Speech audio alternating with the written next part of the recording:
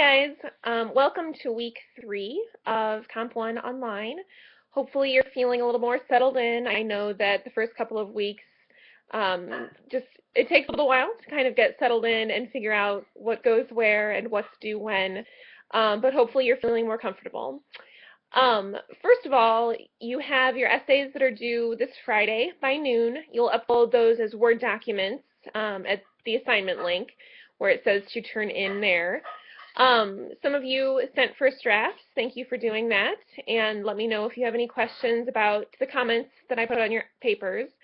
Just in general for everybody, I think the most common advice I give on descriptive narrative essays is to just jump right in. Start in the middle of your story, grab your reader. You just have that one sentence to grab your reader, so you want to make it strong. I think that we have an instinct to kind of circle the drain with narrative essays where we start kind of broad and then trickle down to get to our point. And you really want to jump right in. Grab your reader. Start in media res. That's Latin for in the middle of things. That's much more powerful when you're telling stories. Proofread carefully, both for punctuation and sentence level grammar issues. Think about the 10 most common writing errors that we talked about in the last couple of weeks. Look for those. I also highly encourage you to proofread out loud to yourself or to someone else. Just reading your words out loud is incredibly helpful because when we read our words in print, our brain kind of fills in what we meant, but if we're reading out loud, it forces us to slow down, go word by word, and we catch a lot more if we read out loud. So I know it feels funny, but I strongly encourage it. Make sure that you have description that's powerful and pertinent to your story. Be sure that you have a clear narrative point, and be sure that that there's flow in your story, that it flows from one sentence to another, from one paragraph to another. So be looking for those things. Your assignment for this next week, for week 3, you have a few readings this week. So you're going to read The Graduation by Maya Angelou. I encourage you to read that in the next couple of days before your descriptive narrative is due because it's an excellent example of a descriptive narrative. So you can read another good example of what description looks and feels like and what it means to have a story that is very personal. It's very much a personal experience, but she makes it into something much larger, so turning the ordinary into the extraordinary. You'll also read Claiming an Education by Adrienne Rich. Think about audience and time as she's giving this speech to the graduating class at an all-women's college in the late 70s. So one of the discussion questions prompts you to think about how she does speak a great deal about women in education, but can we still take that message, whether you are a man or a woman or a boy or a girl, and get something pretty powerful from her speech? So read that and think about that. You're also going to read a selection from a book called Teaching is a Subversive Activity. And this is kind of an interesting selection. It's written as a list, so it's a list of suggestions for educators. I look forward to hearing what you guys have to say about this one in the discussion comments, or in the discussion forums. And then you're also going to read a poem called The History Teacher by Billy Collins. We're not going to do a whole lot of fiction and poetry in this class, but we're going to just get little tastes of it here and there, and then at the end of the semester, you'll get an introduction to literary analysis. But for this, just kind of dig in and look up references you don't understand. Always do that. You know, when you annotate your text, that's very important to do. And again, we'll discuss it further in the forums. You'll also this week watch a video of Ken Robinson doing a TED Talk. And if you haven't heard of TED Talks before, I hope that you explore that website more because they're really awesome. And he gives a 20-minute speech about creativity and education in our modern educational system. So I'd like for you to watch that carefully, and you have an assignment that goes along with it that we'll talk about in a second. Whenever in this class or outside of this class you are watching someone give a speech, if you are watching a film, I'd like for you to start trying to think about these things as examples of compositions. So when you watch Ken Robinson give his speech, think about some of the things that we've talked about so far in regard to narration and telling stories and giving them meaning. And he's also trying to be very persuasive in making a point in his speech.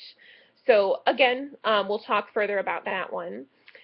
There's a discussion forum for that video. I don't have any prompts. It's just for us to kind of go in and give reactions, responses, anything that you want to talk about that comes out of that video. Also, this week, watch a PowerPoint. Look at a PowerPoint that talks about summary and analysis and the differences in the uses for each. We'll be doing both this semester, and it's really important to know how to write both a summary and a critical analysis. This week, I'm just going to ask you to demonstrate in the quiz a summary and a personal reflection, which is objective, but it's not as kind of rigorous and academic as a critical analysis is. So go over those concepts, look in your Little Brown Handbook, as I prompt you to in the PowerPoint, and start to get a feel for what those different kinds of approaches to writing about texts are. And again, in the quiz, I ask you to write a brief summary of Creativity Kills Education, and nope, I meant Education Kills Creativity, and then write a personal reflection too, which again is different from a critical analysis, but it will get you thinking about the difference between objective, detached summary writing and more subjective responses. Be working on your journal. There was a good question in the Questions and Concerns forum about the This American Life segments. So, and this is the first time that I'm using these prompts for the comp journal, so kind of trying this out. When you listened to the Sarah Vowell segment last week, where she was reading what became the essay Shooting Dad, that was one act from an entire broadcast, an entire show of This American Life. So they air about every week, and the host, Ira Glass, gives a brief introduction, which is the prologue, and then there are 2 or 3 acts in the show that are 10 to 30 minutes long apiece. You can go into the show, click on it, and see what the different acts are about, and just choose one that perhaps sounds interesting to you. You can do this randomly. You can just click on the very top of the screen where it gives you the most recent show. Just go in every week and see what they talked about that weekend. These usually air on Saturday, at least in St. Louis. So do explore. So that's one way you can find a segment to listen to, and again, they're called acts. Going to the most recent ones, you can go to the most popular, you can look through the archives, you can search for specific subjects, but I basically just want you to kind of get in there and listen to some sometimes pretty random stories and think about those as texts and just kind of expose yourself to stories from different people. And some of these aren't just personal stories. Some of them are scientific. Some of them involve a lot of research, but there's always something fascinating in there to learn. So again, keep working on your journal. Work on it week by week. I will check it mid-semester. I'll either look at your blog, if you're keeping a blog, or you'll send me your Word document just so I can be sure that you're keeping up with it. If you don't do it week by week and you wait all till the last minute, it will be torture for you, and it will not do what it's supposed to do, which is to just keep you engaged week by week. So please be sure to do that journal as we go. So get into it right now. And as soon as you start it, because I know that the assignment itself seems a little bit confusing, But once you start it, I think it makes a lot more sense when you think about the fact that you basically have 4 writing prompts each week. 2 of them you choose, and 2 of them I've given to you. So power on with the journal. And as we go on this semester, I would like for you to really remember that everything we talk about, because I know that we'll move on from narration and description to talking about summary and analysis, and soon we'll be talking about academic argument and logical fallacies.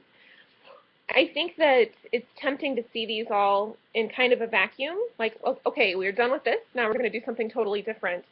But in writing and in composition, all of these work together. So by the end of the semester, when you're writing a researched, argumentative paper, you're still going to need to remember how to evoke emotion and be descriptive and use stories when necessary.